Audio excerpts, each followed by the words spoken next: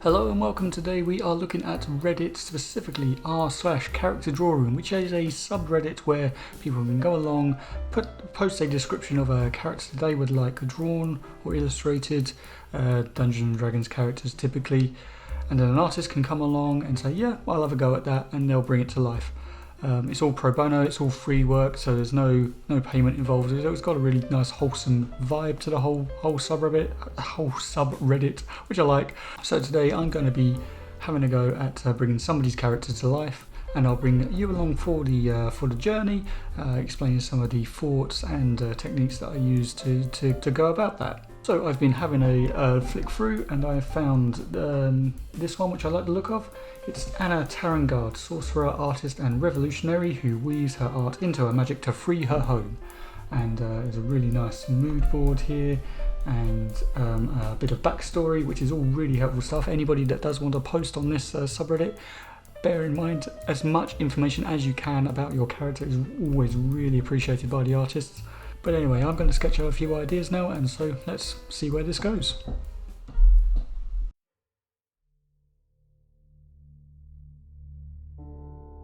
So I started by sketching out some basic shapes to find a pose that I liked, although I struggled for quite a while as I couldn't really picture what it was that I was going for in my head. Or if you notice the reference images on the right hand side, I'm using a program called PureRef for that, although I soon moved it off to my second screen just to get it out of the way.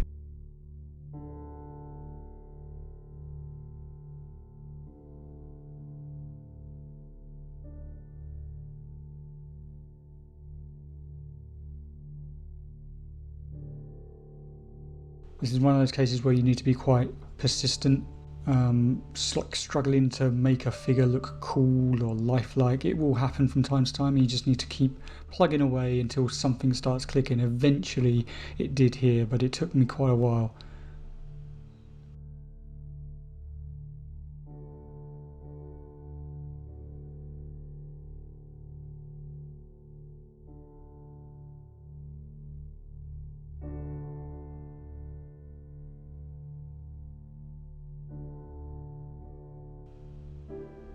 And once I was happy with the basic pose, I just added sort of a basic outlines for the clothes.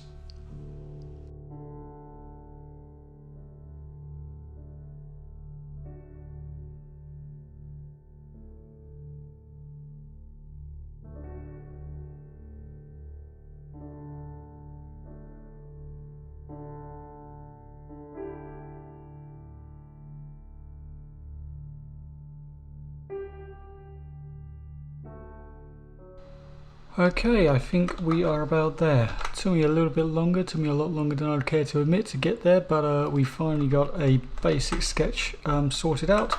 So what we're going to do now is we're going to start blocking in some colour, work out some of the final details, and probably work out just the basic colour scheme we're going to be going with here. So start blocking in some of the background, get a feel for that. Right, so no time like the present, let's get going. So filling in the colours is again a very rough process to start. I don't spend too much time trying to make it neat, as the main purpose here is just to make sure all the colours that I intend on using work well together. So this character is basically, she uses psionic abilities in combination with her art to create powerful magic, which she wields through a magic wand that she has converted into a paintbrush, which is really cool. But basically that means the requester wants lots of very vibrant colours to be used in the design, particularly in both the hair and her magic. Although it's something that needs to be have quite a lot of thought put into when you're using really bright, vibrant colours like this, to make sure everything just sort of balances out. For example, I'm making sure the pink in this sort of swirly magic effect doesn't get too close to the pink in her hair, which would risk making things look muddy or confusing. I'm also trying to keep an area of relatively dark or clear area behind hair or head, so it makes a strong silhouette, as it's going to be like a focal point in the finished piece. So I want it to stand out. And once I'm happy with the basic colour space, I start neatening up the flat colour and working out some of the smaller details, like the features of the face and the watercolor arm tattoos as requested in the brief, which was quite a lot of fun to work out.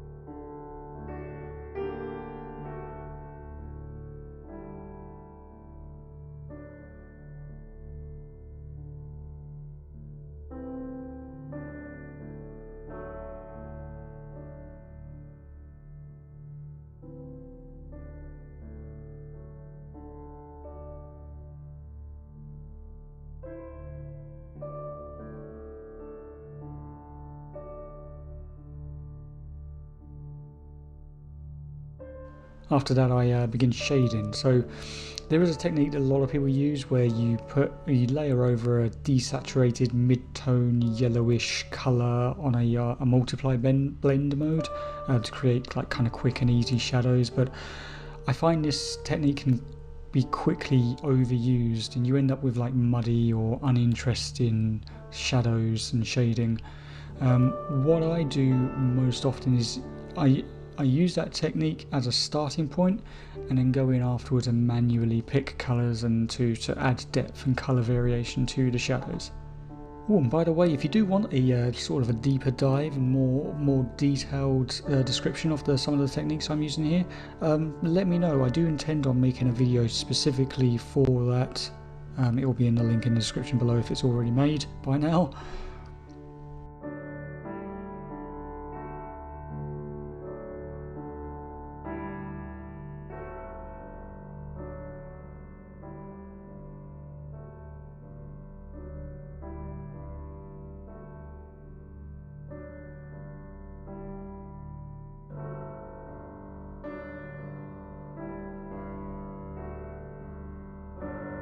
And now it's just a case of rinse and repeat for every area of the portrait. It's neaten the flat colours, work out the details, solve the lighting and shadows.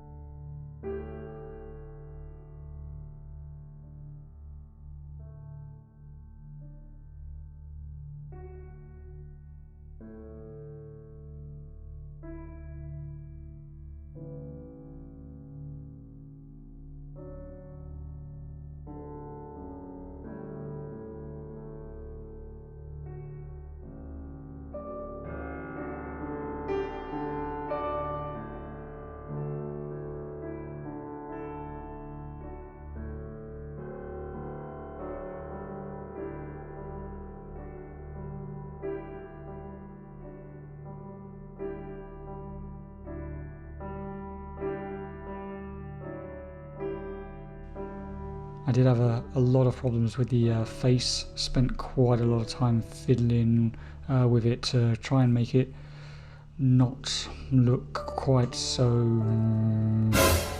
yeah, like that.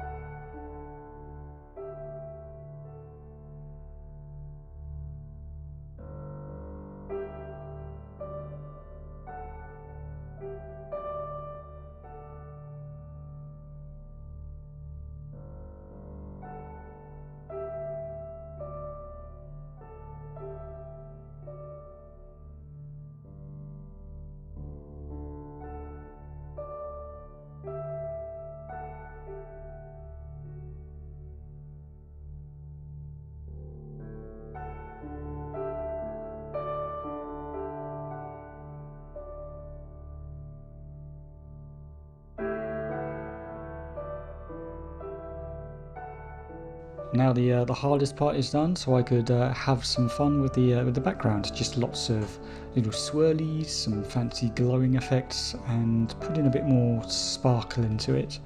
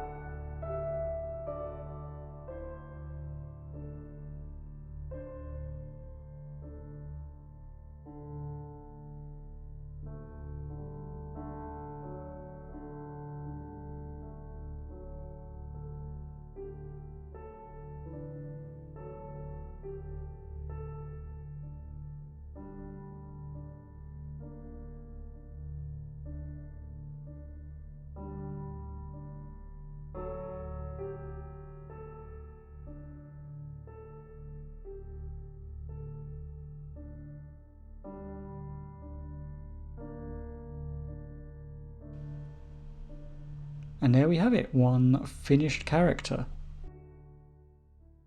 Well, not quite, because I went away, came back to it with fresh eyes as I normally do, decided there was quite a lot that I wanted to tweak, so I just did it all off camera, and here we are.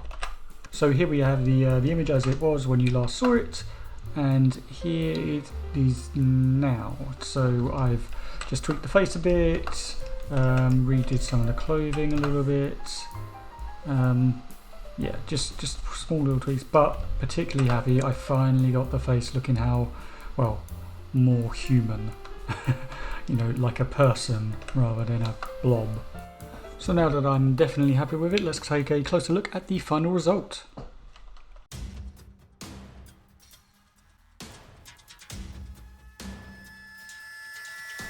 Anna was born on an island that was shackled as a client state by an uncaring empire who exploited her land for resources. Having seen her people's oppression firsthand, she took her artist talents to the empire's capital, stamping a mark of revolution onto their heart. Gifted in psionic abilities from her family bloodline, Anna uses them to weave her art and magic into one, crafting illusions and chaos in the hopes of freeing her home. This led to her arrest and a choice: jail or conscription into the military academy. She chose the latter, with the hopes to increase anti-imperial sentiment in its best and brightest.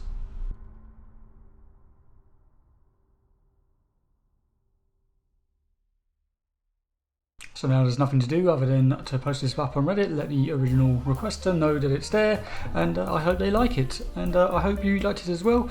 If you did, obviously like, comment, subscribe. Like, comment, subscribe, all that good stuff, and I shall see you next time. Cheerio.